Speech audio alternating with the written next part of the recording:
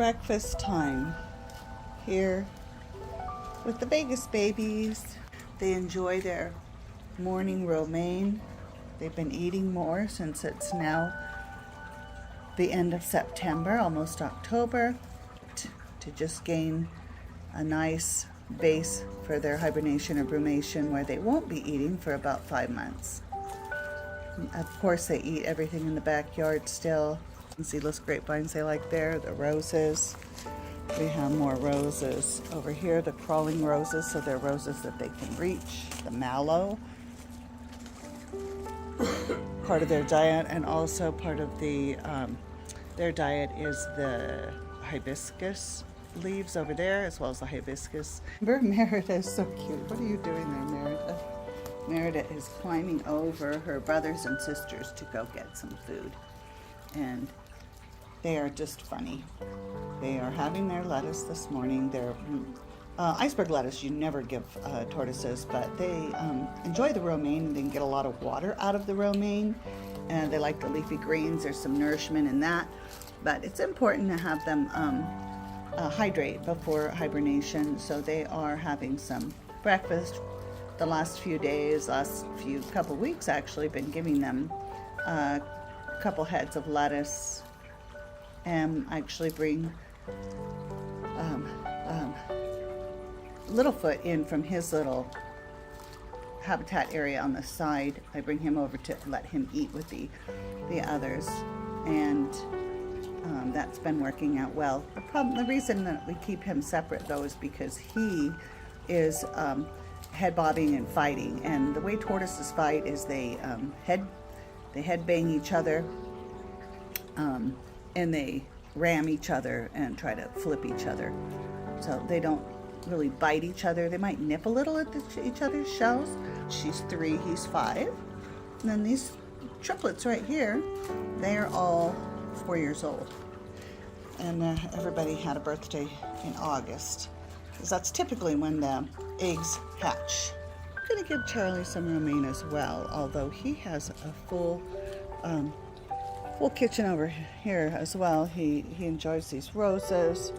There's some green lettuce growing over there, as well as some different clover, and we have clover, and we have roses over here. Yes, another clover patch over there, and some mallow over there as well. Mallow below those coral roses. So, and he has a burrow over in the side there. Good morning, Charlie. Good morning. You hear Mama's voice?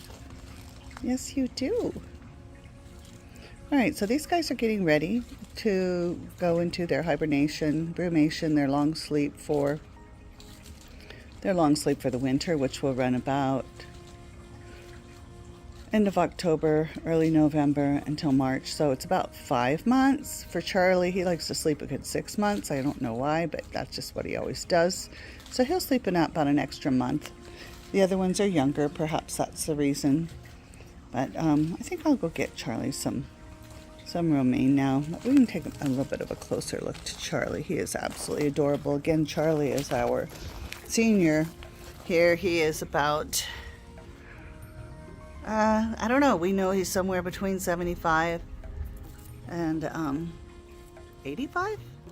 So that's Charlie. He's quite a big guy. You can see how big he is.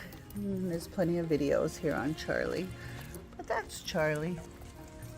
All right, we'll go get you some breakfast here. Their food sources are primarily they like the mallow, the roses. Crawling roses work best because they need something low for them. They like the hibiscuses. They love the hibiscuses. Okay, it's plural. The hibiscus plant. And over here we have the enclosure that drops a lot of honeysuckle, which they like as well. The honeysuckle, though, that is in this enclosure just really for the most part. And this is the enclosure that Littlefoot lives in for the most of the year this summer, because he likes to fight, as I was saying, with the head bobbing starts and then the ramming, and it just causes too many problems. So he just lives over here by himself, and then he's a happy camper. But it's a nice little area. Originally had this whole area with this wood area with this open drawbridge that they could go into, but we've put our bearded dragon lives out here in that area. So the drawbridge is now closed, but the rest of this area is quite large, and that's where Littlefoot lives. They love to pace, so when setting up your backyard, it's really great to move things so that they can walk around. So that's why these planters are away and everything's kind of placed away with enough space for them to walk around without getting stuck and flipping. And also they love to pace along the wall. So Michelangelo's over there, and he is just going to pace up and down. And then we have another good trick is to flip a frisbee upside down, because they like to just dip their heads into that and open their mouths and get some water there. But it's very normal if your tortoise paces, whether these little guys pace along this wall here, and then we have that brick wall way over there that Charlie paces on quite often. So that's all normal if that's what your tortoise does. And they've almost polished off all of the lettuce over here. We just have little Donatello finishing off this one head of lettuce. Very cute. And we returned a Littlefoot over to his area, and he loves to just sit in the sun back there. It catches enough sun. Sun is important. They need sun they definitely need sun and UV as babies their first year or two. That's why I kept them inside with the UV and heat lamps to help hardening of the shells. But then as they're still growing, and all tortoises need sunlight so that they can bask and warm themselves, and the sun helps their shells. And then if you look even a little closer there on Littlefoot's shell, you can see the scoots. Around the scoots there's little threads. That means that he's growing. So all tortoises have those 13 scoots on their back, and as they're growing, the little threads show up, and that's just a sign. That's a good sign, kind of like a reptile shedding their skin. The tortoises get the threads between their scoots, and the ridges end up displaying their age. The ridges on their scoots display their age. In case you're not sure what I'm talking about on that, I'm talking about those little ridges right there around the scoots. And tortoises can be very sociable. And this is little baby Merida. She's our smallest one, but they like to come over to Chris quite often in the mornings to get loves. So they like the tops of their heads pat, they like their shells pat, their legs, and that is unique to a domestic desert tortoise.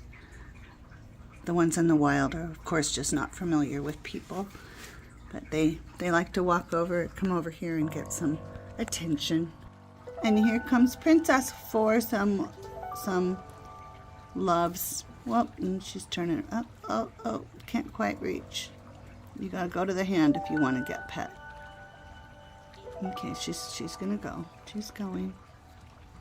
And yes, your tortoises are sociable. They are affectionate. They do like pets, even though they kind of do this natural thing sometimes and withdraw, but they do like that, and they will come around for that. They love to be hand fed.